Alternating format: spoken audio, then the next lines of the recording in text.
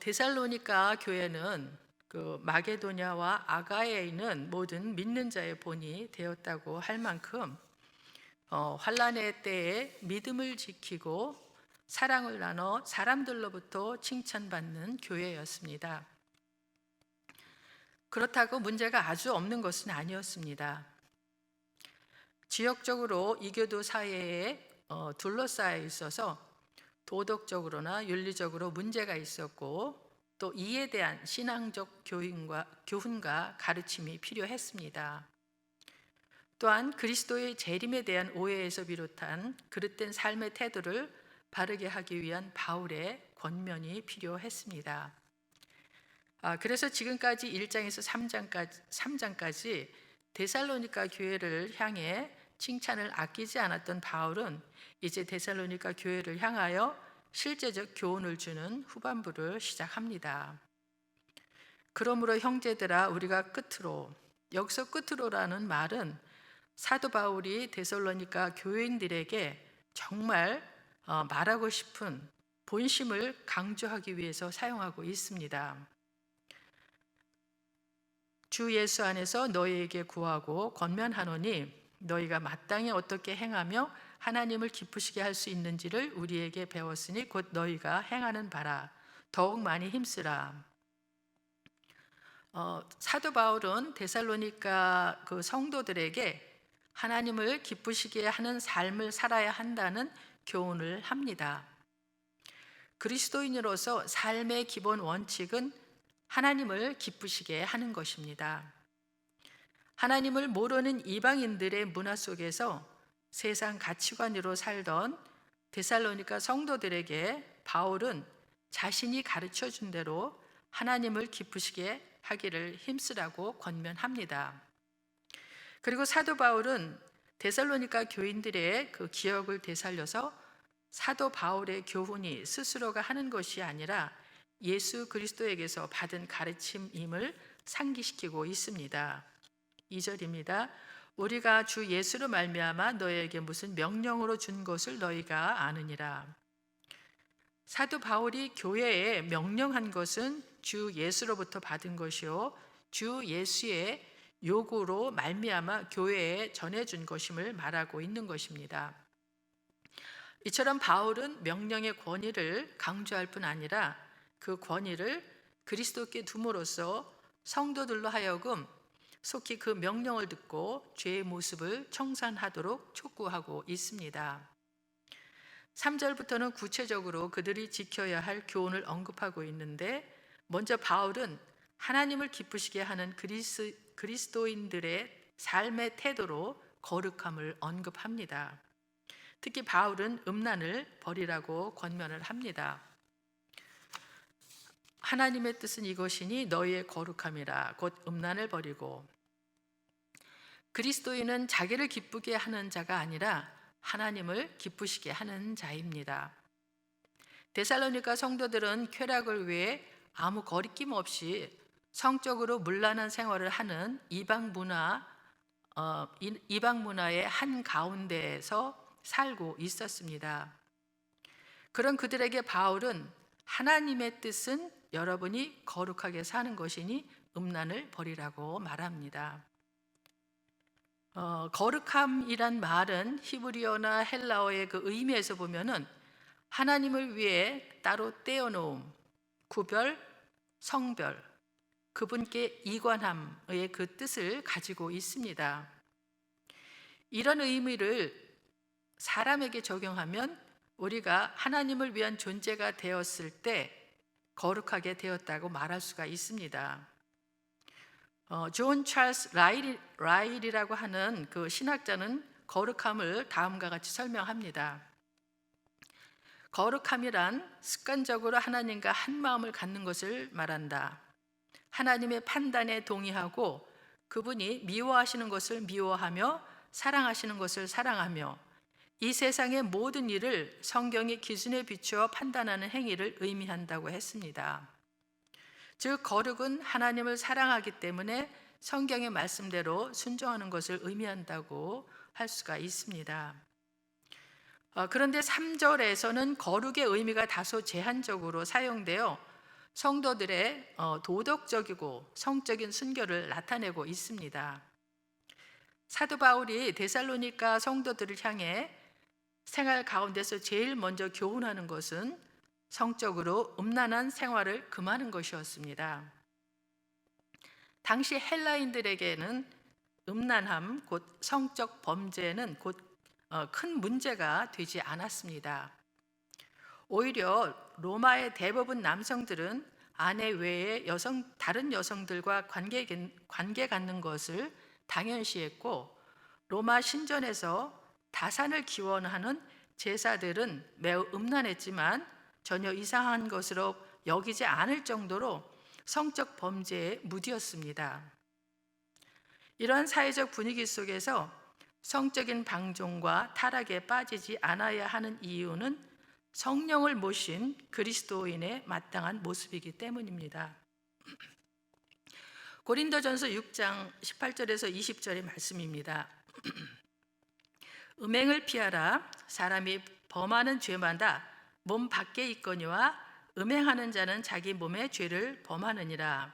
너희 몸은 너희가 하나님께로부터 받은 바 너희 가운데 계신 성령의 전인 줄을 알지 못하느냐.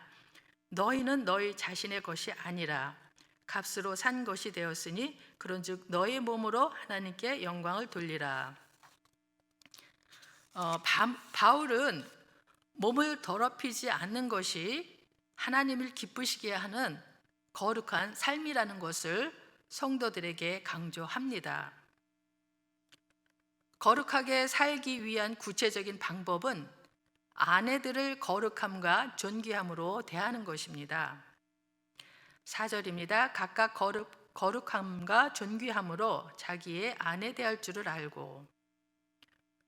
이는 아내를 거룩함과 존귀함으로 대하는 것은 물론이고, 나아가 자신의 몸을 거룩함과 존귀함으로 통제하라는 의미를 가지고 있습니다. 즉, 자신의 성적 순결이 하나님을 기쁘시게 하는 거룩한 삶인 것입니다. 하나님을 모르던 때에는 세상적인 가치관과 세상적인 그 방식을 따라 정욕대로 살았지만, 이젠 하나님의 자녀가 되었기 때문에 하나님을 모르는 이방인들처럼 살아서는 안 되는 것입니다. 따라서 5절에서는 하나님을 모르는 이방인과 같이 세욕을 따르지 말라고 합니다. 이 일의 분수를 넘어서 형제를 해하지 말라. 이는 우리가 너희에게 미리 말하고 증언한 것과 같이 이 모든 일에 주께서 신원하여 주심이라.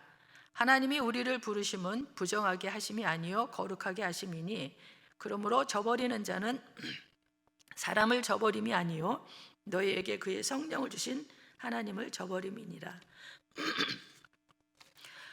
6절에 이 일의 분수를 넘어서 형제를 해하지 말라는 것은 자기 아내를 두고 정욕에 사로잡혀 형제의 아내와 더불어 음행하지 말라는 말입니다. 남의 아내와 음행하는 것은 그 여인의 남편을 해하는 것이요 그 여자도 그 죄값으로 해를 받을 것입니다. 신원하신다고 하는 것은 죄에 대한 벌을 내린다는 것을 말합니다. 하나님이 우리를 택하여 부르신 것은 세상과 구별되어 모든 악에서 떠나 거룩하게 하기 위함입니다. 그러나 하나님의 거룩한 자로 부르심을 받았으면서도 음행을 탐하여 이웃의 아내를 범하거나 혼외의 모든 다른 관계를 한다면 이는 우리를 성결하게 하고자 성령을 보내신 하나님을 거역하는 행위입니다. 하나님을 모르던 때에는 자신만의 즐거움을 찾아 쾌락을 누리는 것이 삶의 목적일 수 있습니다. 그러나 하나님의 살아계심과 영원한 하나님 나라를 믿는 성도는 하나님을 기쁘시게 하는 것이 마땅합니다. 하나님이 세상에 속해 있는 우리를 부르셔서 인치시고 보증으로 우리 마음에 성령을 주신 것은 우리를 세상과 구별하여 거룩한 자로 세우시고자 함입니다. 그러므로 거듭난 우리 삶의 목적은 오직 거룩함입니다. 따라서 성도는 음란을 버리고 세욕을 따르지 말고 배우자를 위해 자기 몸을 거룩하고 존귀하게 하여 순결을 지켜야 합니다. 한편 사도 바울은 하나님을 기쁘시게 하는 삶의 맥락에서 형제 사랑에 대해 교훈합니다. 형제 사랑은 성도 상호 간의 사랑을 의미합니다. 그리스도인이라면 그리스도 안에서 마땅히 형제를 사랑함으로 교제해야 합니다. 사도 바울은 데살로니가 성도들이 이에 대해 잘못하고 있기 때문에 책망한 것이 아니라 이미 잘하고 있기에 이 주제에 대해 더 이상 기록할 필요를 느끼지 못하고 극찬을 합니다. 9절입니다. 형제 사랑에 관하여는 너에게 쓸 것이 없음은 너희들 자신이 하나님의 가르치심을 받아 서로 사랑함이라. 너희가 온 마게도냐 모든 형제에 대하여 과연 이것을 행하도다. 형제들아 원하노니 더욱 그렇게 행하고. 데살로니가 성도들은 무조건적이고 희생적인 형제 사랑을 했습니다. 개인의 이익과 필요를 위해 모인 사람들끼리 나누는 세상적인 사랑이 아니라 서로의 영적인 부분과 물질적 필요를 채우며 베푸는 참 사랑을 했습니다. 그들의 형제 사랑은 데살로니가 교회 안에서만이 아니라 마게도냐의 온 교회에까지 미쳤습니다.